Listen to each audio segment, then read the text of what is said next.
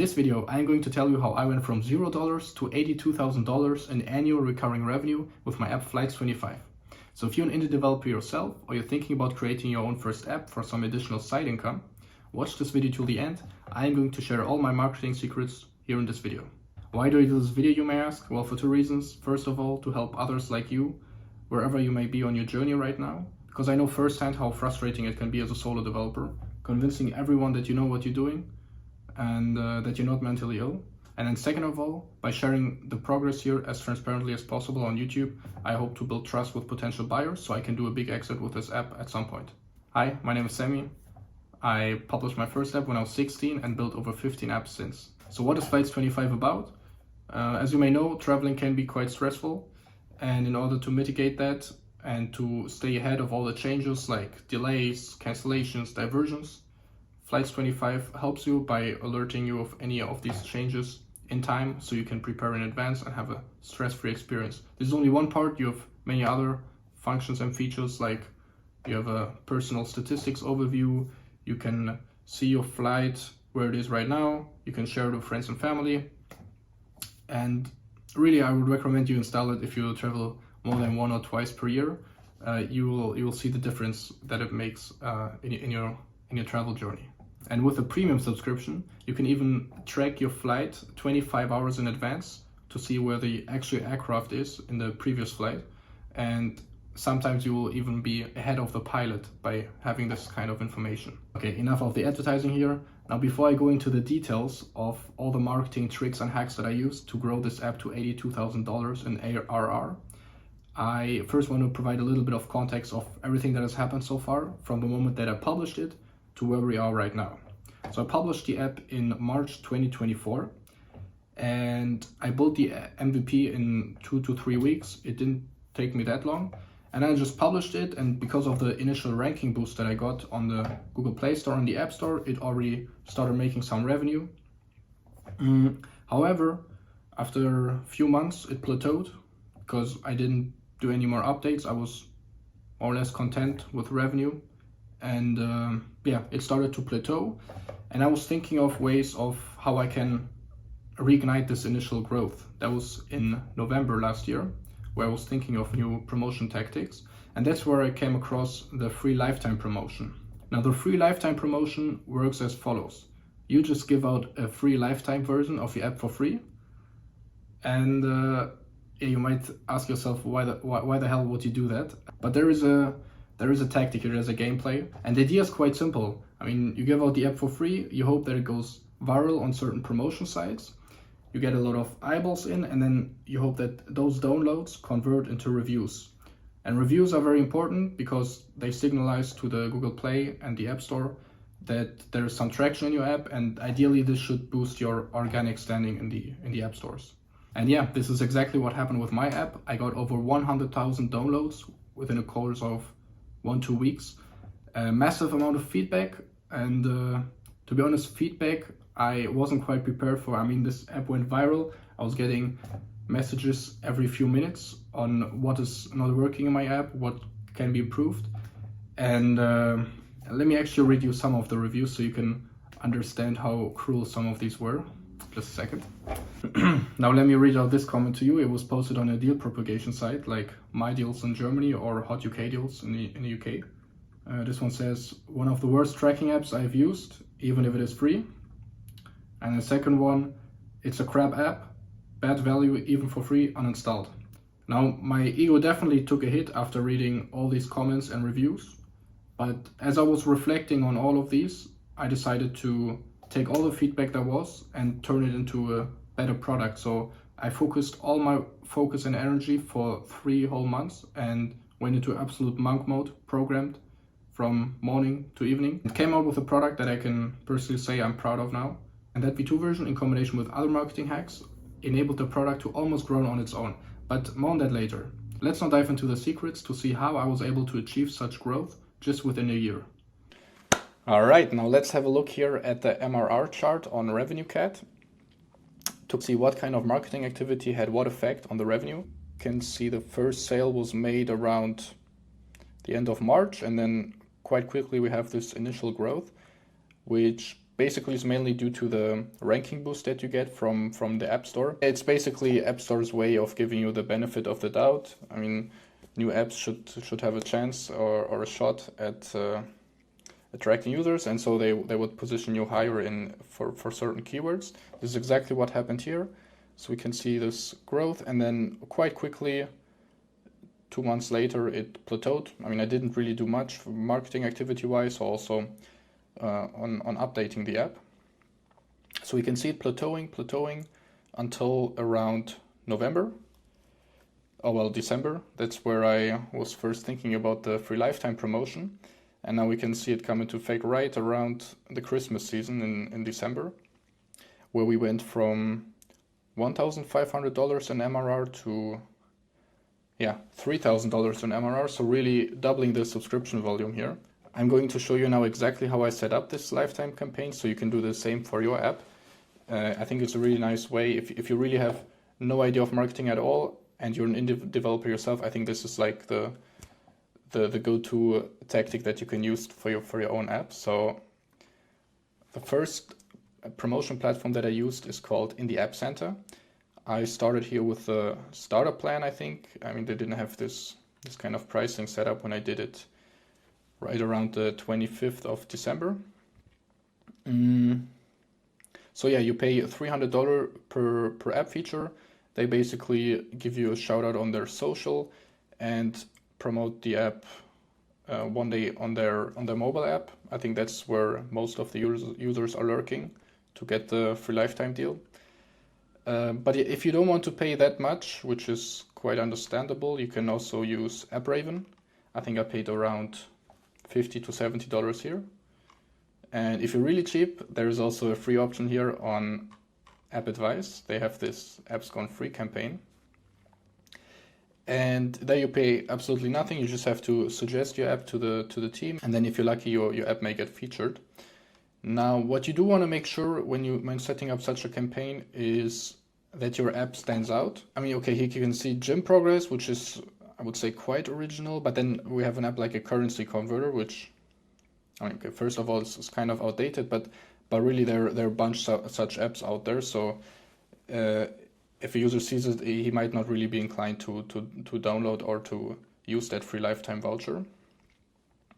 This, for example, in no contact tracker, I think set healthy boundaries during a breakup with no contact tracker. Yeah, I think this, for example, would be a much better example of an original app idea.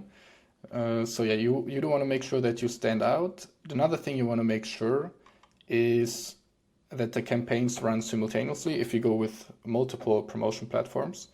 So this will allow you two things.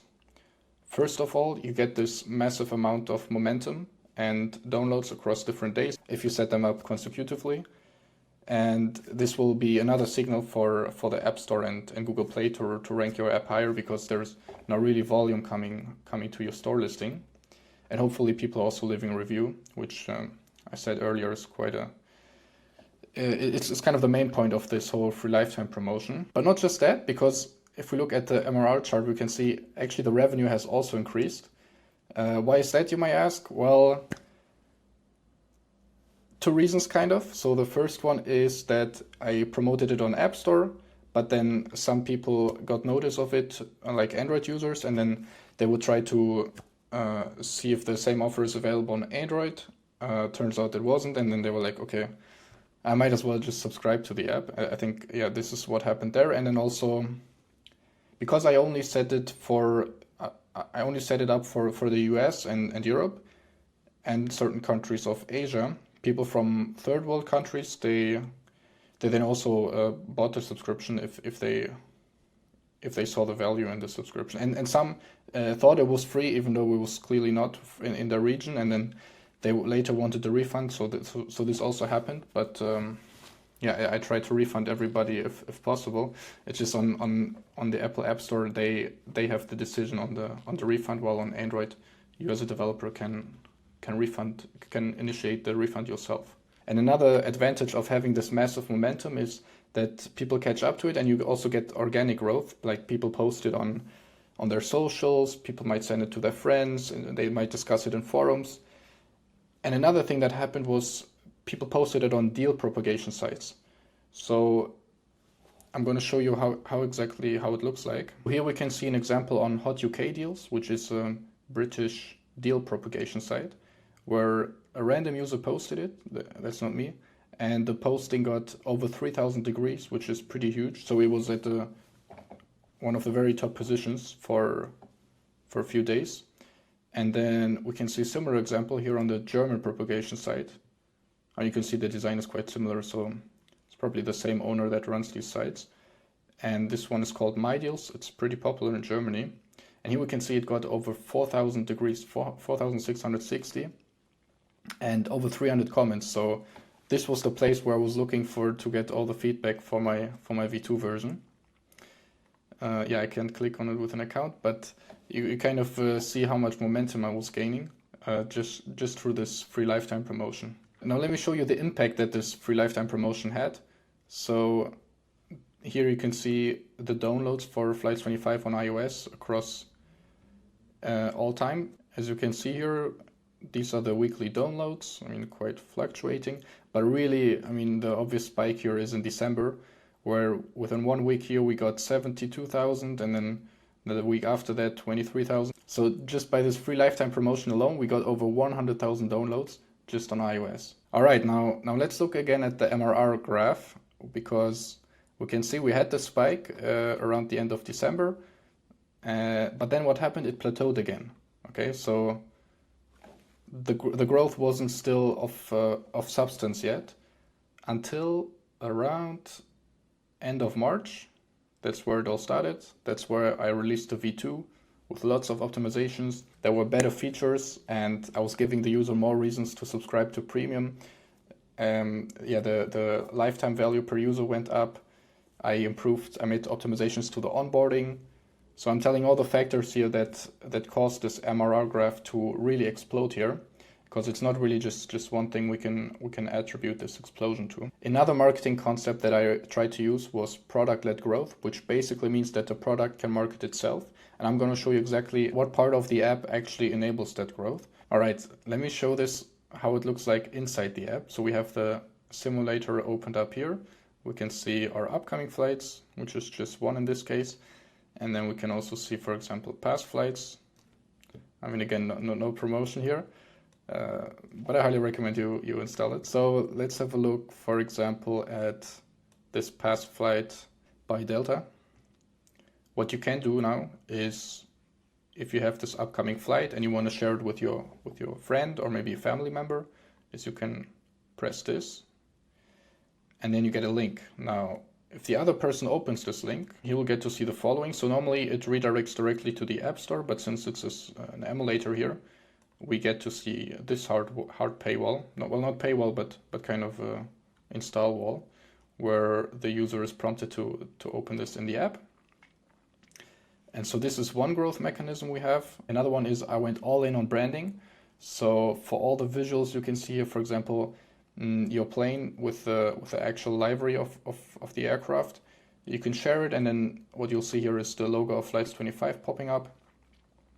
And this is quite nice, because if you have this flight, it's very personalized. You want to, and you're nerdy about the, let's say, aircraft model, then you want to share it maybe as well. Also the detailed timeline, very valuable if you're picking up someone and you want to have the full itinerary planned out. And yeah, you have the Flights 25 logo here at the bottom right. Any element that you can share, there will be a Flights 25 logo also here if you take a screenshot from here or share it here. Yeah, the whole experience optimized, so there is a chance that other people will pick up on it. So besides the free lifetime promotion and the product, I've also run Google Ads campaigns. And not just to reach profitability on those campaigns, but also for ASO reasons, because getting volume, getting reviews is necessary to be able to rank well for certain keywords on Google Play Store. So let me show you the campaign that I set up on Google Ads. As you can see here, there are campaigns for every region, every country, or the main ones that will also generate on revenue, although the main one really is the US campaign here, which is a cost per install campaign, which I would definitely recommend in the beginning you do, because yeah, it's very important to first feed Google Ads with some data, which you might not get if you optimize for revenue directly. And we can see it cost us 1,500 euro around this past week and generated over 3,200 euros. It wasn't always like that. I mean, now it's optimized, but it's been a journey to get to this level. And even now, by deducting all the costs, it's not as profitable as you might think. But it's also not a problem, as I said. It's really more about getting the volume for ASO reasons. So if you want to create such a campaign, I'm going to guide you through the steps so you can replicate the same for yourself. It's quite simple. I mean, Google Ads makes it as easy as possible to spend money on their platform. So you click app promotion, and then you want to start with app installs. On Android, it's the attribution works much better on Android than on iOS, so you'll likely get better results on Android. And then pick my app, continue. You want to make sure, especially in the beginning, to only run in the US, except it's like a niche app that's only available for one certain country. But usually the highest revenue per user comes from the US. Also make sure that you only include people that are actually in the US and not just interested in it. And yeah, next, install volume. Start with some budget, I don't know, something like 20 euro. And then, yeah, you want to make sure that it's focused on installs, but then ideally you want to target users who also perform an in-app action. And here you can select the purchase if it's properly linked. And target cost per install, I would say start with something around, it really depends on your niche, but I mean, you can start with something like 40 cents, and then if you see there's really no installs coming in, try to increase it and increase it. And then you really, it's all about optimization. If you see revenue coming in, at least some revenue, then I would say that's a good way to start. I mean, you want to make sure to optimize then on the product side, get the revenue per user higher. And then you might also want to check if you can try and play with the messaging to try to increase the CTRs on your campaigns. So what am I talking about? Here you can define headlines and descriptions for your text ads. And so this would be kind of the first point of optimization. So you can test different variations and always iterate, because it's very likely that in the beginning you won't really get that ROI ratio that you're hoping for. That's how it was in my case, but really through iteration and optimization, I'm sure you can get there. So you're running these Google Ads campaigns enabled us to reach a ranking for a main keyword, which is basically flight tracker. We can see here it's the US localization. So in the US, we right now rank on 6th place for the keyword flight tracker, which is pretty solid.